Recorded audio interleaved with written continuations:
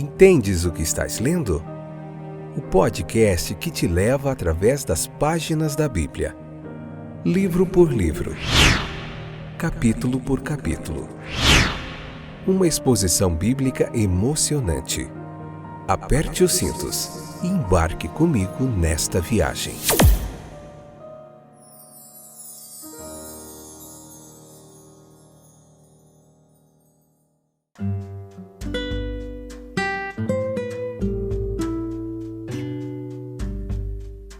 Olá, estamos de volta para continuar falando mais da Palavra de Deus. Hoje Romanos capítulo 3, parte 2, episódio de número 949, 12ª temporada. Nela estamos vendo o livro de Romanos, capítulo por capítulo. Muito ensino precioso para o nosso aprendizado e crescimento na graça do Senhor Jesus. Hoje vamos falar bastante da depravação total da natureza humana. Romanos capítulo 3, versículo 9 ao 18. Leia lá. Depois vem para cá para a gente refletir juntos. Nós temos aqui um retrato sombrio da natureza humana no seu estado decaído e não regenerado. Aqui o apóstolo, por assim dizer, ele evoca as diferentes facetas da natureza humana e obtém de cada uma delas uma admissão e uma evidência da corrupção completa que contamina o homem. Ele tem um coração depravado, não há temor de Deus diante dos seus olhos, verso 18. Não há força motivadora para regular a vida, não há reverência pela palavra de Deus, não há temor em ofender o grande juiz, não há temor filial de entristecer o Pai Celestial, pois a consciência e o coração tornaram-se cauterizados e insensíveis. Remova o temor de Deus do coração e da consciência, e qual é a influência que restará para refrear as paixões malignas e resistir às seduções insidiosas da tentação? O temor do Senhor é o princípio da sabedoria, e afastar-se do mal é o entendimento. Verso 11 diz que não há quem entenda, pois o próprio entendimento está deturpado. Em alguns círculos é comum falar como ser cristão, crer na Bíblia, referenciar a lei de Deus, e como se isso fosse um sinal de um intelecto fraco. Contudo, certamente pode-se afirmar sem qualquer presunção ou preconceito que pelo menos tanta gente influente no mundo se posicionou ao lado do cristianismo, quanto ao lado de seus oponentes. Se há credulidade e crença em algum lugar, ela se manifesta na aceitação como verdades do que muitas vezes são meras especulações. Se há fraqueza em algum lugar, parece ser na desconsideração das evidências da natureza que apontam para uma grande causa primeira, pessoal, inteligente, ou das evidências na história que apontam para uma providência sábia e soberana. Diz o insensato no seu coração: não há Deus. É o pecado e não a piedade que evidenciam um entendimento fraco e depravado. Não há ninguém que busque a Deus, diz o verso 11, a vontade também está deturpada. Em nenhum lugar a depravação da natureza humana se manifesta de forma mais dolorosa do que no exercício da vontade humana.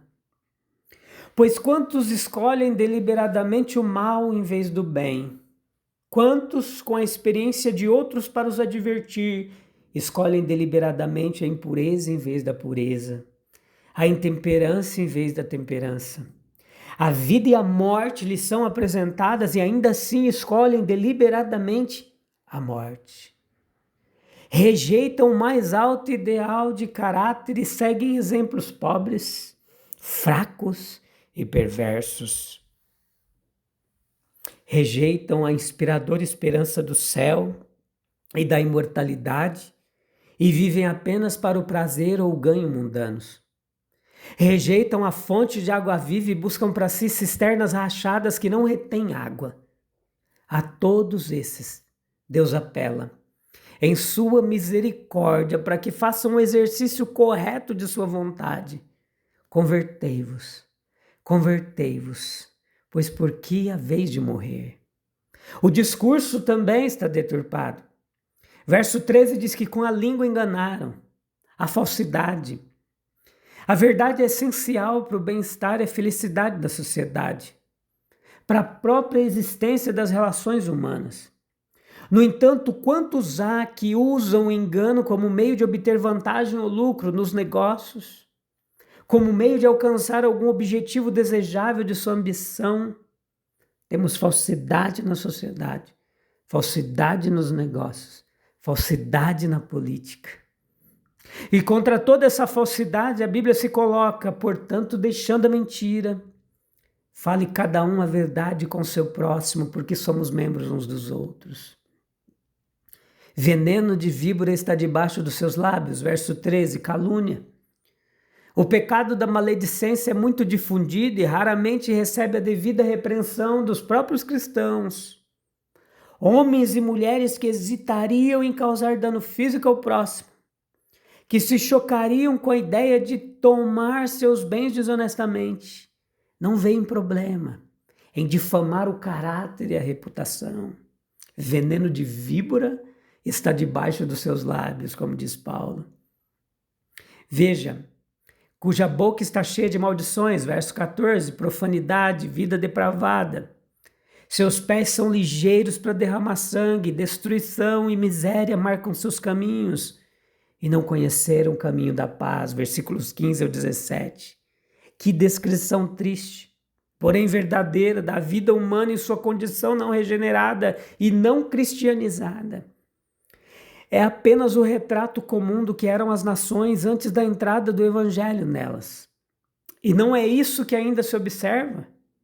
Mesmo em nações professadamente cristãs, onde não há temor da palavra de Deus, haverá pouco temor da lei dos homens.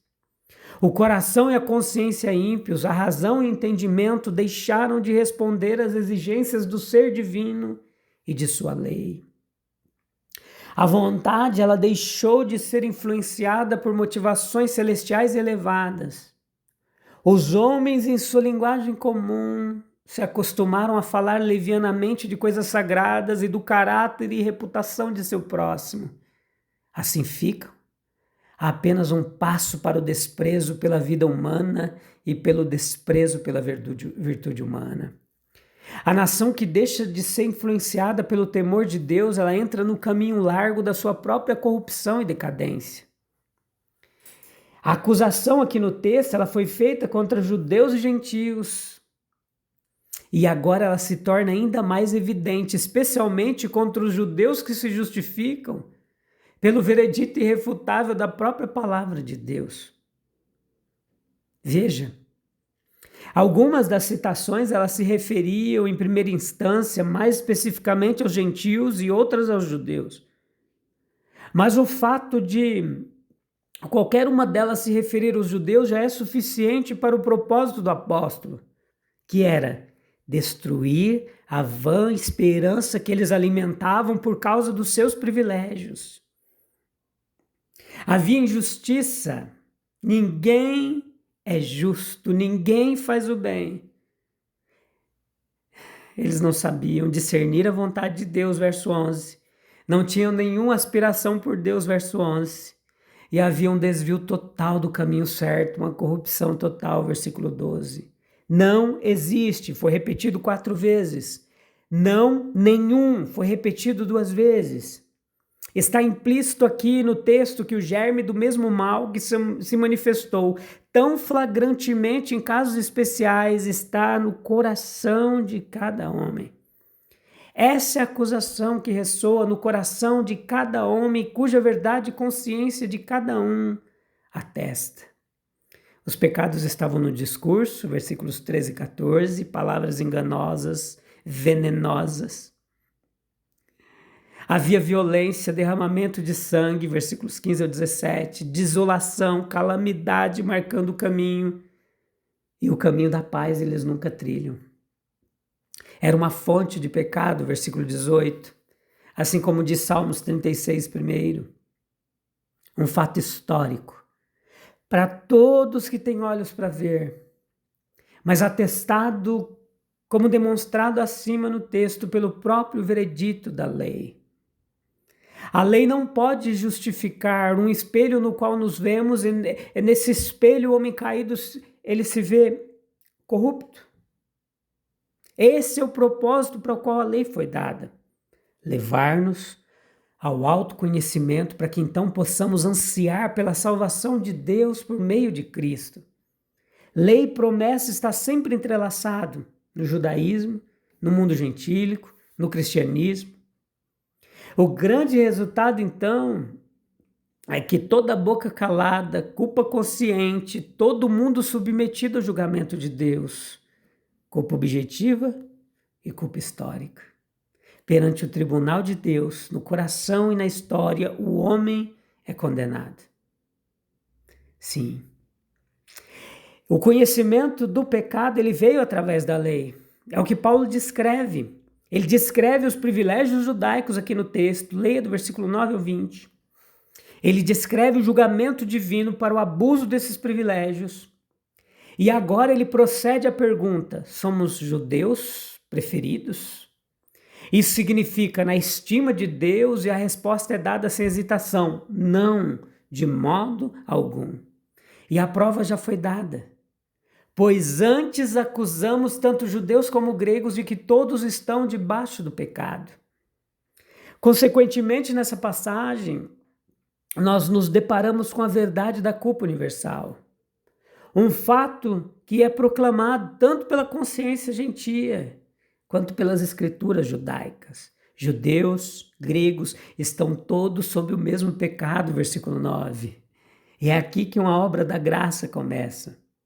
Toda possibilidade de confiança autojustificada, como o que o judeu demonstrava, deveria ser eliminada. A alma deveria ser humilhada por meio da consciência do pecado.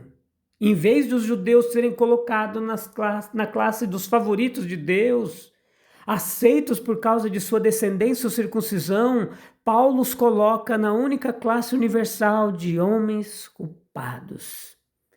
Eles têm tão pouca esperança em si mesmos quanto o gentio mais abandonado. E é aqui, portanto, que todos nós devemos chegar.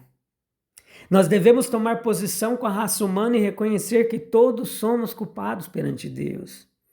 Nós estamos sob a lei da condenação e nenhuma quantidade de autoajuda farisaica nos tornará uma exceção. Deus não fará acepção de pessoas, todos devem primeiro se humilhar diante dele sob uma genuína consciência do pecado. Essa culpa universal ela é afirmada nas escrituras judaicas, no versículo 10 ao 18. Paulo ele faz as suas citações, ele apresenta trechos dos Salmos, de Provérbios, do profeta Isaías. Mas o triste coro está em perfeito uníssono a respeito da culpa humana e da depravação que acompanha. O primeiro salmo que ele cita, que é o 14º, representa Deus olhando do céu para ver, se possível, algum homem justo. Mas o veredito que é compelido a chegar é que não há nenhum justo, nem sequer um. Em vez do conhecimento do seu nome e da justiça correspondente, não havia nada visível além da culpa e da corrupção. Pois a história da humanidade era um longo catálogo de egoísmo e de crime. Não havia traços redentores na humanidade, onde quer que fosse deixada a própria sorte. Portanto, o que os judeus possuíam nos salmos, nos profetas, era uma unção lisonjeira para as almas judaicas. Muito pelo contrário, as escrituras do Antigo Testamento demonstraram a culpa, o desvio do povo escolhido, bem como dos gentios ao redor, e fizeram as acusações mais contundentes contra todos. Se os judeus esperavam consideração e aceitação com base na posse do livro divino, eles estavam completamente enganados, pois eram simplesmente os guardiões de sua própria condenação. E de fato, esta é uma das maravilhas do mundo, que uma literatura tão fiel aos homens culpados, que sempre derruba sua justiça própria e jamais os lisonjeia, seja, apesar de tudo, tão popular entre eles. E o censor mais severo de todos, no entanto, tornou-se o mais reverenciado. E é sob essa perspectiva que acontece um grande encorajamento para todos que desejam ser fiéis aos seus semelhantes, pois a fidelidade mais cedo ou mais tarde será reconhecida. Paulo ensina para que nenhuma esperança seja depositada no mérito humano, versículo 19. Pois o severo julgamento expresso na lei judaica não se destinava apenas aos gentios, como alguns pensavam, mas especialmente aos judeus, para que toda a boca fosse silenciada e todo mundo fosse levado culpado perante Deus. Pelos atos da lei, consequentemente, nenhuma carne precisa esperar ser justificada aos olhos de Deus. Tem sido uma história invariável de culpa e condenação. Toda noção de mérito deveria ser consequentemente descartada.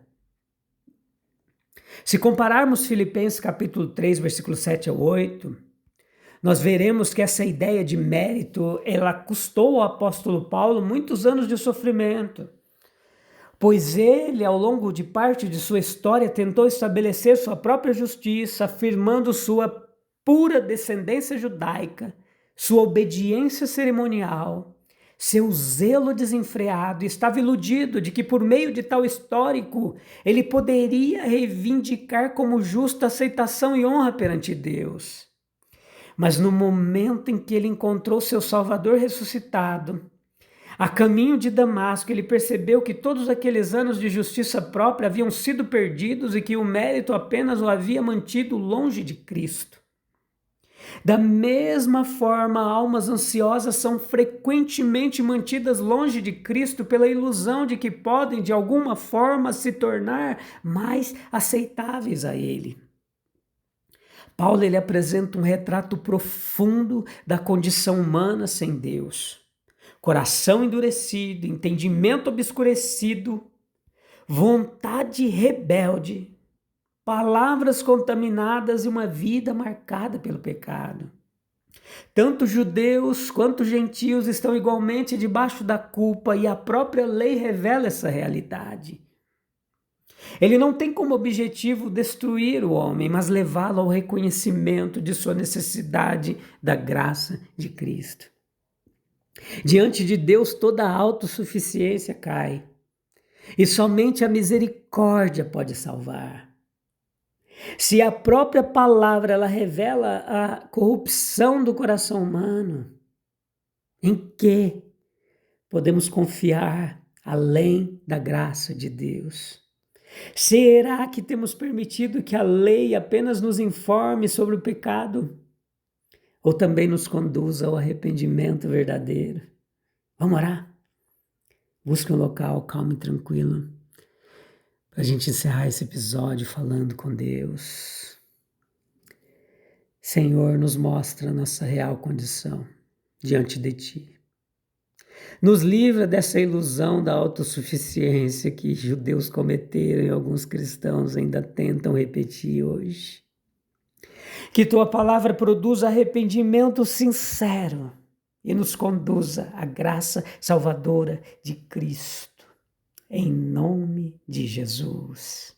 No próximo episódio do podcast Entende o que Estás Lendo, nós vamos refletir mais sobre essa condição do coração humano, sobre a necessidade urgente da graça de Deus. Paulo ele nos confronta nesse capítulo 3 com verdades profundas e nos aponta Cristo e sua graça redentora. Até breve. A gente volta no próximo episódio, ainda tem muita coisa interessante nesse capítulo para a gente refletir. Um abraço, Deus abençoe, até breve, tchau, tchau.